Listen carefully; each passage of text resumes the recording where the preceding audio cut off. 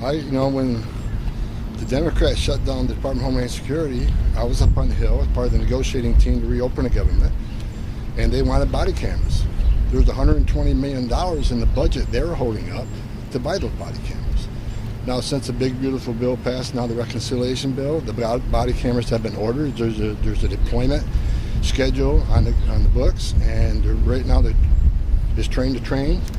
So officers in each field office can train their officers on the use of the body cam. So that was delayed by the shutdown.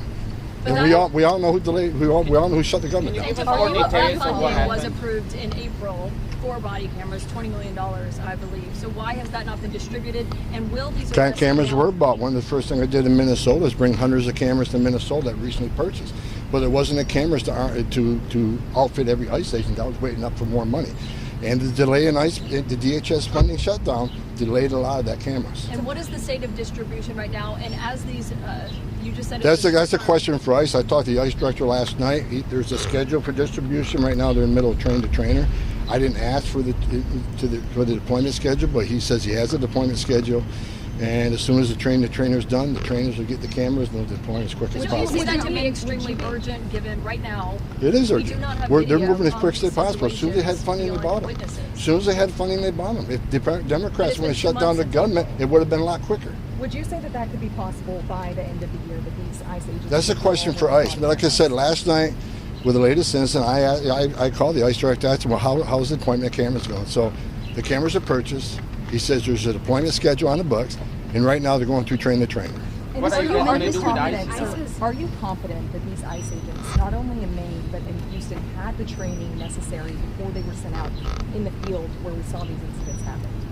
Look, I don't know these agents personally, but just this afternoon I contacted ICE and had them send me the training curriculum for vehicle stops, and it's quite extensive. I was training vehicle stops in the Border Patrol, and it's pretty similar. And when you stop a car, how do you stop a car, how do you approach a car, and so I don't know the specifics of these agents that are involved, but it's under investigation, and we'll find out how the investigation lands. You said it was a pause. It's absolutely a pause. How long is this pause? That'd be up to Secretary Mullen and the ICE director. They made this decision, but I think what they're doing is taking a pause and make sure that, number one, the ICE officers have everything they need to stay safe, because vehicle attacks are up 3,400%.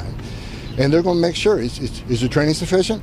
Did anything go wrong? I'm confident they're going to get back to their policy of vehicle stops, but they're doing what they believe is a necessary short-term pause just to look at it and make sure everything's good. But I see a lot of messaging out there what I'm hearing, because I don't do a lot of social media. Oh, this is another example of not making arrests. Like, people I've done this for a long time. You can certainly arrest the alien before he gets in the car, when he leaves home. You can certainly arrest the alien when he parks the car, where he gets to where he's going.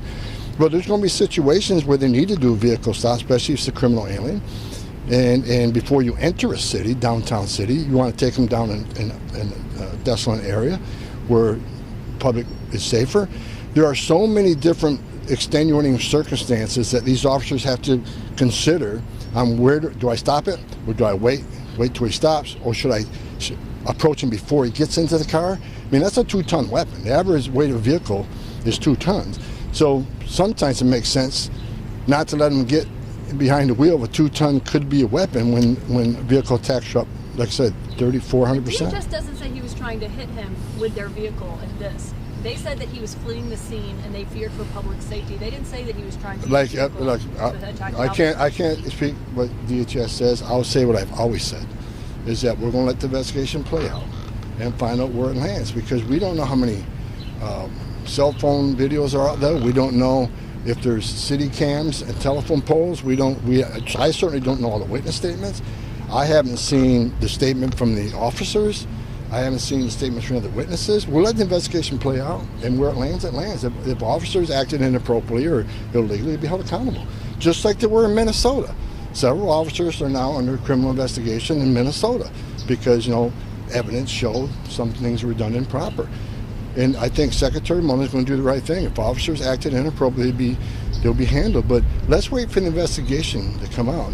And when you get back to body cameras, I'm full support of body cameras. I'd like to get them out as quick as possible, because body cameras actually show an officer's innocent like 88% of the time if you look at the stats.